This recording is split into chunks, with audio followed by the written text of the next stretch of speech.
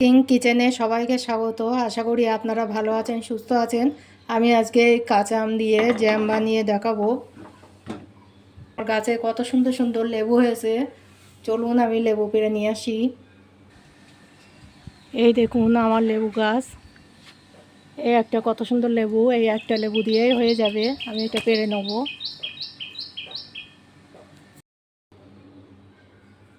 এবার আমি এই লেবুটা কেটে নেবো আর আমগুলো খোসা ছাড়িয়ে নেব।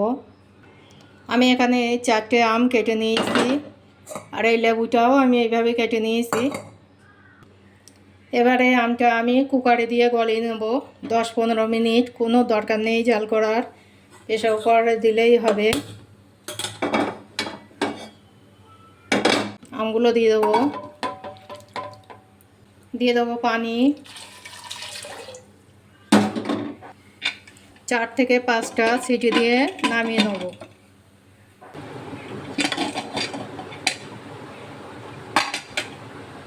আমার আমগুলো দেখুন কত সুন্দর সেদ্ধ হয়ে গিয়েছে। এবারে আমের পানিটা নেব।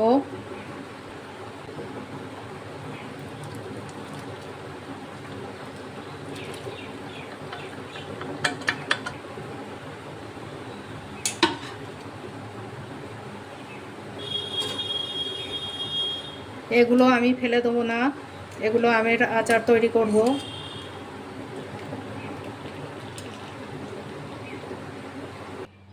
জ্বালিয়ে কড়াই বসিয়ে দেবো।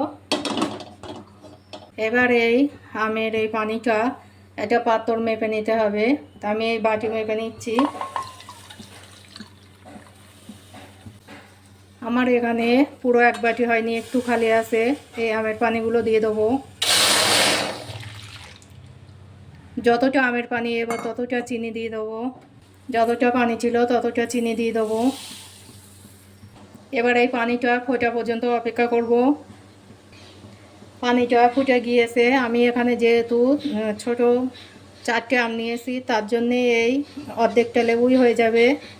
তাই লেবুর রসটা এই পানির মধ্যে দিয়ে দেবো।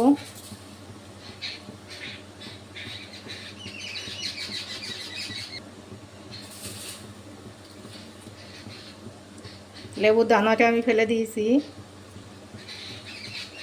এই লেবুটা দিলে অনেক দিন ভালো থাকে, নষ্ট হয় না।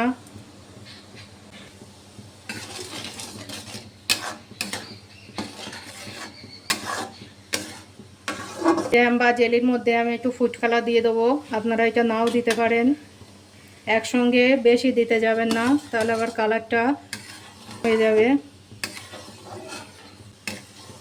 এখনও এটা ফুটবে, কখন নামাতে হবে সেটাও আপনাদের দেখাচ্ছি। যদি ভালো লেগে থাকে একটা সাবস্ক্রাইব করবেন।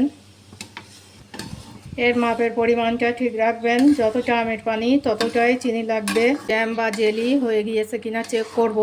তা কিভাবে বুঝবো? এই চামচে তুলে, তার মানে এটা হয়ে গিয়েছে। এবার নামিয়ে নেব।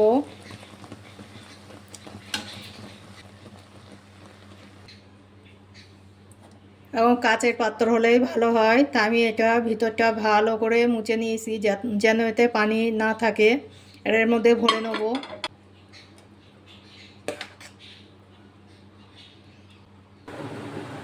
আমের জ্যাম বা জেলিটা আমি এই কাচের পাত্রে নিয়ে নিয়েছি। এবার এটা 20 থেকে 25 মিনিট নর্মাল জায়গায় রেখে দেবো। ফ্রিজে রাখার কোনো দরকার নেই। তারপরে আবার আপনাদের দেখাচ্ছি। ফিরে এলাম আধ ঘন্টা পরে। আমার এই আমের জ্যাম বা জেলি এটা তৈরি হয়ে গিয়েছে। এটা অনেক দিন বাড়িতে রাখা যায়। এটা বাচ্চাদের টিফিনও দেওয়া যায়। বাড়িতে রুটি, পাউরুটি সব কিছুর সঙ্গেই খাওয়া যায়। এই জ্যামটা খুব সুন্দর হয়েছে। আপনাদের যদি ভালো লেগে থাকে প্লিজ একটা সাবস্ক্রাইব করবেন।